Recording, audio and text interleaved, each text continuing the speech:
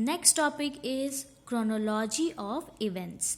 It is not possible to understand history unless the events of the past are in a chronological order. So, in order to understand which incident took place at which date, so we have to know in which form or in which order they have taken place. That is why we have to know about the events in a chronological order. That means step by step.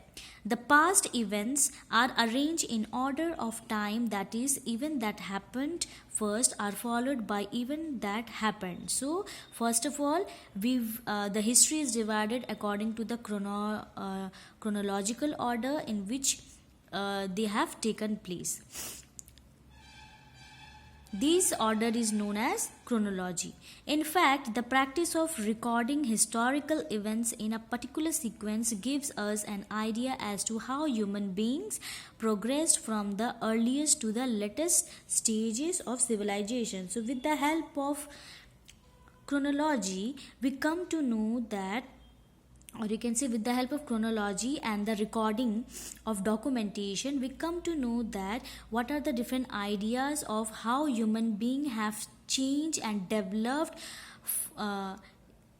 in the past and how they have converted into living in a civilization, that means at present. However, a chronology without a certain point of reference is not possible. What is this point of reference that the historian adopt?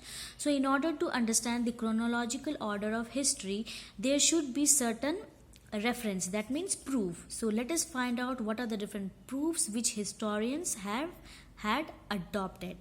Good to know. Greek scholar Herodotus and Thucydides were the first two historians who started the tradition of symmetrically documenting history as the record of past events. So these two historians, they played an important role and they were the first to start the tradition of chronological documenting of history, and they were recording according to the chronological order of the past events. History have unanimously recognized the year of Jesus Christ's birth as the reference point from which date for all historical events are counted. So, first of all, the historians have adopted that they recognize the year of Jesus Christ's birth as a reference point so that they can know which events had taken place. We refer to the events of the past with BEC and CE. So we use these two different terms that you can say word BCE and CE. BCE means before Common Era, means the years before the birth of Jesus Christ. So BCE means before Common Era, that means before the birth of the Jesus Christ. They are counted backwards. Example 50 BCE comes before 49 CE. Similarly, for the years after the birth of the Jesus Christ, we use CE, that means Common Era. So Common Era means the years after the birth of the Jesus Christ. These years are counted forwards. Example, CE 49 comes before CE 50.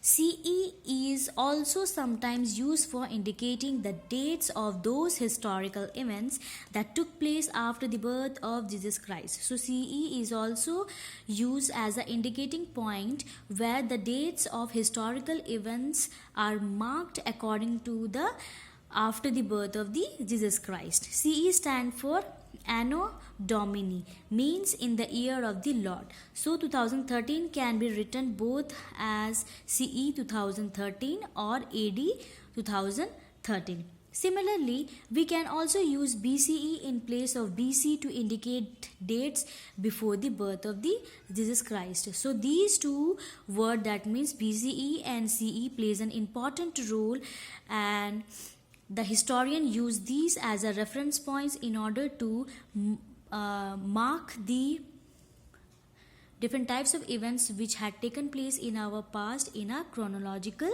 order.